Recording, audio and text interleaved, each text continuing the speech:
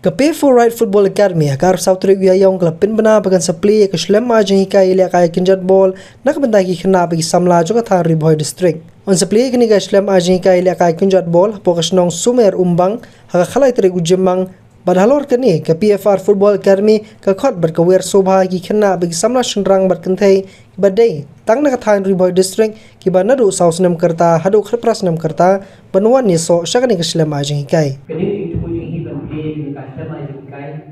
Namun tak dikenal bersama sama po Riboy district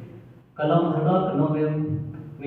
mengkuat mempromote yang grassroots football hapo Riboy district kumbala menta kapi apa football academy kalau kau ini selama jikai kabala kio habaro dibentar kumbapi ya kebaro kenika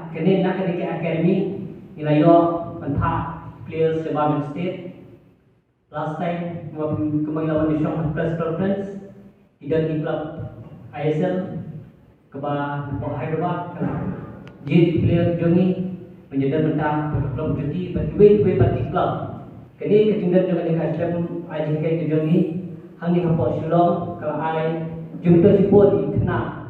di Shong besar Hapok kenikatan Jong Shillong yang berkawai jika jingkai lalu ke grassroots level, kenapa? Kembali itu benda apa? Kapolri mereka professional game. Imla sebelum mencuci, imla sebelum mencuci badan kendali jaka proper coaching. Detail orang di kanonel, sehingga jika semua jingkai begini hai proper coaching di kena lalu di kena pasal senang, hadu kapas senang, ketai bercanda. Di dah jingkai demi jangka yang kaya nanti hampa Riboy kan ada sebuah di platform yang kena panati district bagi dia minta KPB League kepan selection jadi KPB League boleh ngong selection nomor 1 dan kalian join academy ni itu bukan sebelum yang KPB League how di menaik kepan soal jadi lupa KPB dah kabuksian kena besar hampa Riboy district bagi dia yo minta hakum di league